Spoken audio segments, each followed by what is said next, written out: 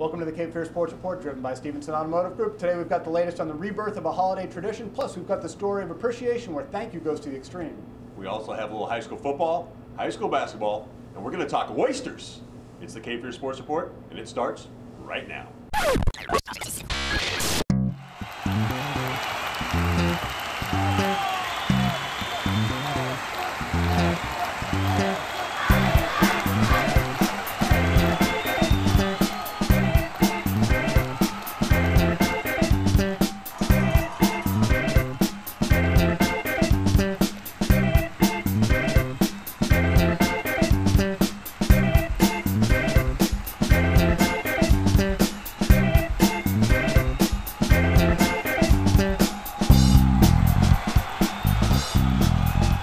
Welcome to the Cape Fear Sports Report, driven by Stevenson Automotive Group. I'm Jesse Jones. I'm Jim Clark. We hope that everybody had a safe and wonderful Thanksgiving weekend. We start today's show with the story of a big thank you for one Laney Booster Club member. Eddie Parker still doesn't know who to thank for his brand new Ford F-150. Giving thanks. That's the story surrounding Eddie Parker and his new Ford F-150 truck. Eddie Parker hasn't been a Laney parent for decades, but that hasn't slowed his dedication to making sure the school has someone to get Bucktown ready for the big game. From announcing who hit the last three-pointer to selling candy and popcorn, Eddie is a jack of all trades for the Laney Boosters Club. I'm involved heavily with the athletic boosters, running after supplies and stuff for the concession stands. Anything to do with the kids and the EC department, I'll do anything I can for them. A few months ago, it seems someone really wanted to thank Eddie for his years of service. Eddie was driving his old truck when he received a call from Capital Ford informing him they had a new truck waiting for him. Come on down, sign some paperwork, and drive away. I was driving down the highway, my phone rang, and the gentleman asked me my full name, my address. He had my cell phone number, and he said that he was with Capital Ford, and he had a F-150 Ford pickup for me. And I started to hang up on him. Eddie cautiously questioned the call, but there was no gimmick, no sales pitch being made, just an opportunity to turn in his old truck that had over 20 years of service under its belt for a brand new Ford F-150. I had an old 1987 Ford F-150, and it ran fair. I didn't get too far out of town with it, but now with the new truck, I go anywhere I need to go. Eddie still hasn't figured out who bought the truck, but Capital Ford said they would pass along Eddie's gratitude to the anonymous buyer. I do it for the love of the kids. If I didn't do it, then I feel that they would be losing something. I enjoy it. It keeps me off the couch, and it's just feel good to give back. And it's nice to see someone gave back to Eddie Parker. During Thanksgiving weekend, it's nice to see those behind the scenes being appreciated. Definitely, and somebody's showing a little appreciation as well. It's Coach Benny Moss over at UNCW.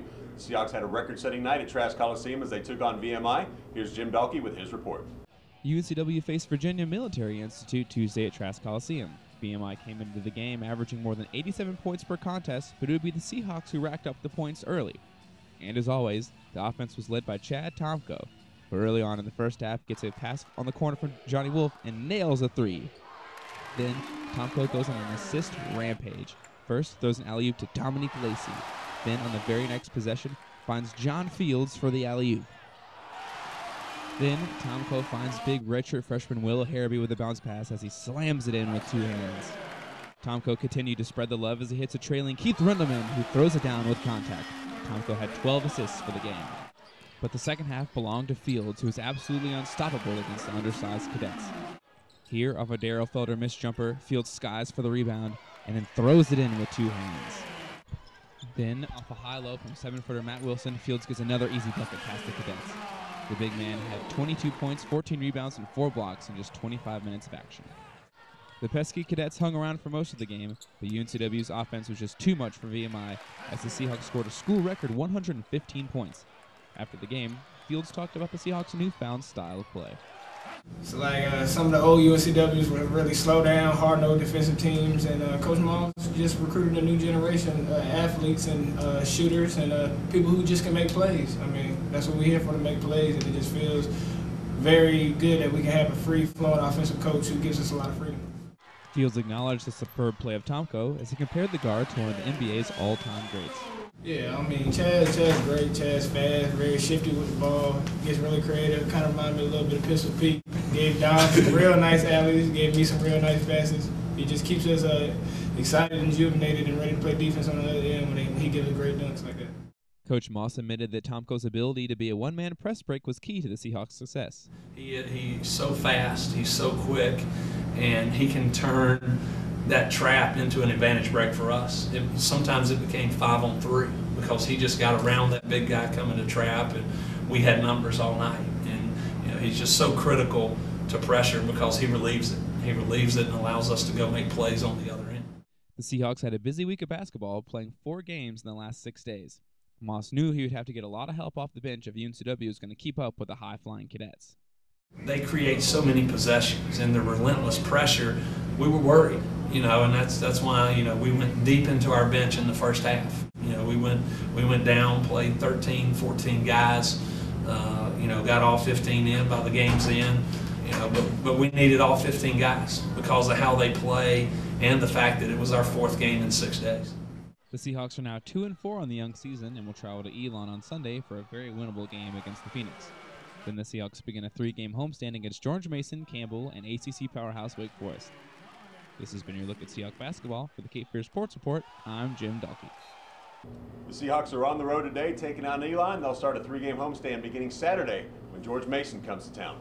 Coming up later in the show, we've got more hoops highlights. We hit area high school gyms for some early season insight, and we look at the rebirth of a Wilmington football tradition. It's all coming up right here on the Cape Fear Sports Report, driven by Stevenson Automotive Group.